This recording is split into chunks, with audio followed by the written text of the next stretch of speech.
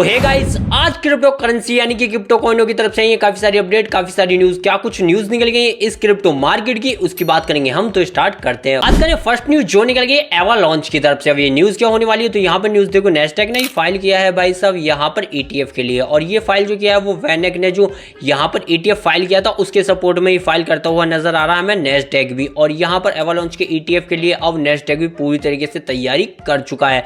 अगर ETF आता है तो एवालांच धमाका मचाने वाला है। बात करूं नेक्स्ट न्यूज जो निकल गई रेड स्टोन की तरफ से। अब ये न्यूज क्या होने वाली है, तो यहाँ पे देखो रेड स्टोन ने अभी लॉन्च किया है इथेना स्टेबल कॉइन। जी हाँ दोस्तों, और ये कहां पर लॉन्च किया है, ये किया है BNB की चेन पे, जहां पर हमें रेड टोकन लगभग 14-15% भागता हुआ भी नजर आया था। तो कह सकते हो रेड स्टोन टोकन के लिए काफी अच्छी न्यूज है। वही बात करूं नेक्स्ट न्यूज जो निकल गई ऑप्टिमिस्टिक की तरफ से। यहाँ पर न्यूज क्या होने वाली है, तो न्यूज यहाँ पर देखो, यहाँ पर बेस जो है ना, यानी कि बेस ब्लॉकचेन तो डोमिनेट कर रही है किसमें, डेफी ट्रांजेक्शन के तौर पर, लेकिन ऑप्टिमिस्टिक वो लीड कर चुका है कहां पर, क्रॉस चेन वॉल्यूम के तौर पे। यानी कि क्रॉस चेन वॉल्यूम के अंदर सबसे बेहतरीन जो पहले नंबर पे आ रहा है वो ऑप्टिमिस्टिक ही आ रहा है अभी। जी हाँ दोस्तों, तो कह सकते हो ऑप्टिमिस्टिक के लिए शानदार न्यूज है, लेकिन अब भी ये 4-5% डाउन हो गया क्योंकि कल ये काफी तेज पंप करता हुआ नजर आया था। बात करूं नेक्स्ट न्यूज जो निकल गई इथेरियम की तरफ से। अभी न्यूज क्या है, तो यहाँ पे देखो न्यूज है कि सैक क्लियर कर चुका है इथेरियम का ETF, यानी कि अप्रूव कर चुका है इथेरियम का ETF, जहां पर ऑप्शन ट्रेडिंग होगी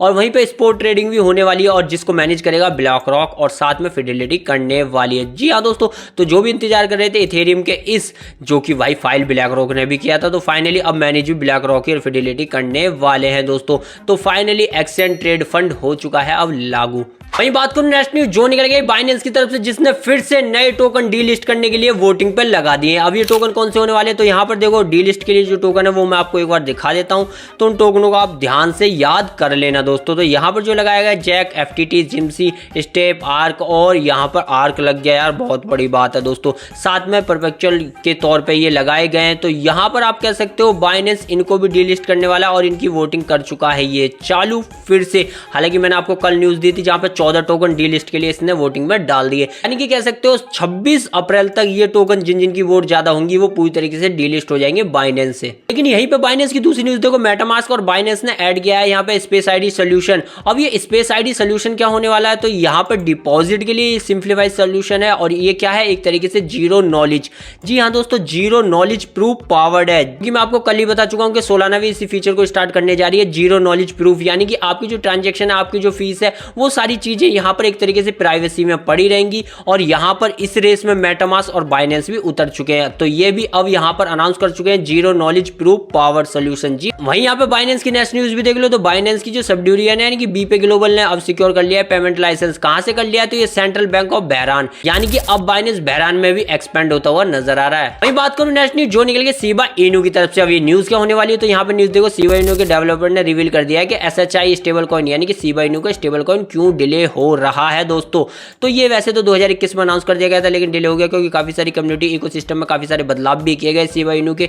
लेकिन यहाँ पर जो मेन रीजन इन्होंने बताया कि ये कह रहे हैं कि रेगुलरिटी से अगर पूरी यहाँ पर हमें अप्रूवल मिल जाता है, देन उसके बाद ही हम शिबा इनू को पूरी तरीके से लॉन्च करने के लिए तैयार हैं। यानी कि शिबा इनू के SHI स्टेबल टोकन को, यानी कि पूरी सिक्योरिटी और रेगुलरिटी को लेने के बाद ही ये एक साथ लॉन्च करने वाले हैं, और फाइनली ये लॉन्च 2025 के एंड और 26 तक ही कर पाएंगे। तो नेक्स्ट न्यूज जो निकल गई डॉजकॉइन की तरफ से। न्यूज क्या है, तो यहाँ पे देखो न्यूज है लीडिंग ग्लोबल असेट मैनेजर, बहुत बड़ी फर्म ने कहा है कि डॉजकॉइन ना एक मीम कॉइन नहीं है, ये एक मूवमेंट है, यानी कि ये एक आंदोलन है दोस्तों।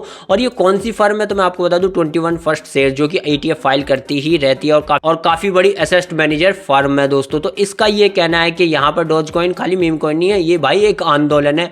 तो देखते हैं क्या ही प्रभाव पड़ता है। बात करूं नेक्स्ट न्यूज जो निकल गई BTC की तरफ से, यानी कि बिटकॉइन की तरफ से। ये न्यूज क्या है, तो यहाँ पे BTC की फर्स्ट न्यूज देखो, BTC ने डोमिनेट करने के लिए यहाँ पर इंश्योरेंस फर्म ने लगभग 40 मिलियन की वेरियस फंडिंग उठाई है कि बिटकॉइन एक तरीके से यहाँ पर स्टेबल रहे दोस्तों। लेकिन वहीं पे दूसरी न्यूज देखो, तो यहाँ पर नेपच्यून डिजिटल असेट्स ने बिटकॉइन ट्रेजरी के लिए लगभग 401 BTC, जी हाँ दोस्तों सही सुना, 401 BTC उठाए हैं दोस्तों। वहीं पे थर्ड न्यूज देखो यार बिटकॉइन की, यहाँ पे बेस लेयर 1 की ब्लॉकचेन है ना बेबीलोन, जो कि भाई एक तरीके से बिटकॉइन पे ही बनाई गई है। तो यहाँ पर कह सकते हो इस पे भी आज लाइव होने के बाद काफी सारा वॉल्यूम हमें देखने को मिला, यानी कि तीनों न्यूज बिटकॉइन के लिए शानदार है।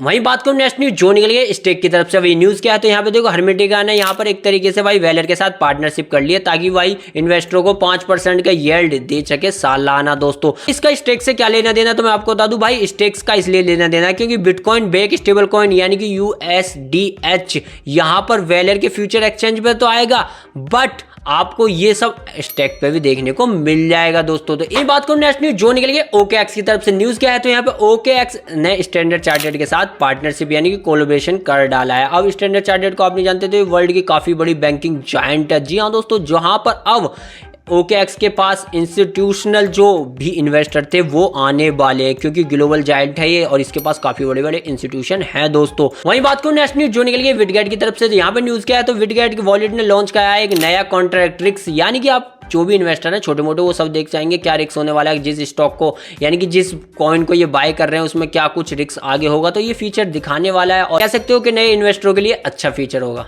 जाते जाते बात करूंगा बिट पांडा की, तो बिट पांडा ने भी मीका का लाइसेंस कर लिया है अब ऑस्ट्रेलिया के अंदर पूरी तरीके से सिक्योर, तो कह सकते हो यूरोप के अंदर अब बिट पांडा भी धमाल मचाने को है तैयार, एक्सपेंड करने को है क्रिप्टो भी यार। तो ये थी वो न्यूज, ये थी वो अपडेट जो क्रिप्टो मार्केट से निकल के आई और मैंने आपको प्रोवाइड कराई। वीडियो पसंद आ रहा लाइक और चैनल कीजिएगा सब्सक्राइब।